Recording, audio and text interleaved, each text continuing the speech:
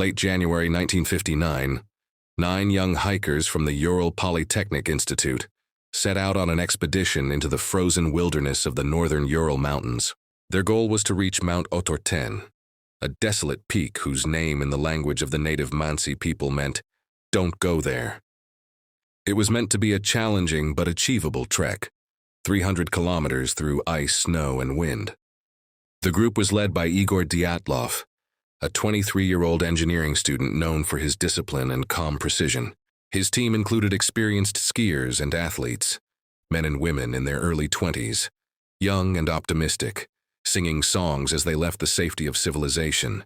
They carried journals, cameras, and a diary to document the journey. Their final photographs show laughter, smiles, and frost gathering on their hats. They built sleds, cut ski poles from birch trees, and joked about the cold. They had no idea they were walking into history's most enduring mountain mystery. On February 1st, as the group climbed toward a high ridge near Kholat Syakhl, a mountain whose name means dead mountain, the weather turned violent. Visibility dropped to 0. Winds roared across the slope. Dyatlov decided to stop and camp on the exposed hillside, rather than lose elevation. They pitched their large canvas tent, anchored it against the snow, and crawled inside to rest. That night, they cooked dinner, wrote in their journals, and went to sleep. They were never seen alive again. When they failed to return to Sverdlovsk on schedule, families grew worried. By mid-February, rescue teams were dispatched, soldiers, students, and volunteers. What they found would terrify even the most hardened investigators. The searchers reached the slopes of Kholat Syakhl on February 26, 1959. After days of sweeping snowdrifts and treacherous climbs, one rescuer spotted a strange mound, barely visible under the ice. It was the group's tent. It was half buried, slashed open from the inside. The hikers had cut their way out in panic. Inside were their belongings: boots, jackets, cameras, food, and diaries. Everything was neatly arranged, as if they'd left suddenly but not in confusion. Footprints led away from the tent, barefoot or in socks only, visible for hundreds of meters in the snow. They descended toward a forest line, organized, not chaotic. Something had forced them to leave their shelter, but they hadn't run in panic. At the edge of the woods, rescuers found the first 2 bodies, Yuri Doroshenko and Yuri Krivonishenko, lying beside the remnants of a small fire. Both were barefoot, dressed only in underwear. Branches above them were broken up to 5 meters high, as if they had tried to climb the tree, or something had frightened them into doing so. 3 more bodies, Dyatlov, Rustem Slobodin, and Zina Kolmogorova, were discovered scattered between the forest and the tent, frozen in positions suggesting they were crawling or trying to return uphill. Their expressions were peaceful, yet their hands and faces showed bruises and scratches. It took 2 more months for the remaining 4 hikers to be found. They were buried deeper in a ravine beneath 4 meters of snow. Their injuries shocked the investigators. 2 had broken ribs and fractured skulls, consistent with a high-impact blast. 1 woman was missing her eyes, another her tongue. Yet there were no external wounds. Their clothes contained traces of radiation. Something had happened on that mountain, something violent and unexplainable. The Soviet authorities quickly launched an investigation.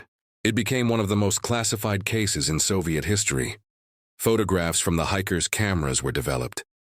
Images of the tent, the snowstorm, and eerie final shots taken in the dark, illuminated by a single flash. Investigators noted that the bodies showed no signs of a struggle with another person or animal. The tent's slashes made from the inside suggested panic, but not chaos. The official report described the cause of death as a compelling natural force. What that meant, no one could explain. Theories multiplied. Some blamed an avalanche, but the slope was too shallow and the tent remained intact. Others suspected military testing, secret parachute mines, or sound weapons. Nearby villagers reported strange orange lights in the sky around the same time. Investigators found high levels of radiation on several items of clothing. When they questioned the nearby Mansi tribe, locals described fiery spheres flying across the horizon that winter. They called them the Fire People. Military documents revealed that secret missile tests were indeed conducted in the area that month. But all records were sealed. Families were forbidden from viewing the full autopsy reports. The case was closed in May 1959. The verdict: the hikers died due to an unknown natural force. No one was satisfied. The mystery of Dyatlov Pass had just begun. For decades, the incident was buried under Soviet secrecy. But the questions never stopped. In the 1960s, whispers of a UFO encounter emerged. Eyewitnesses claimed to have seen bright orbs streaking through the night sky. Some suggested the hikers were exposed to intense radiation from a crashed object. Others that they were victims of a military cover-up.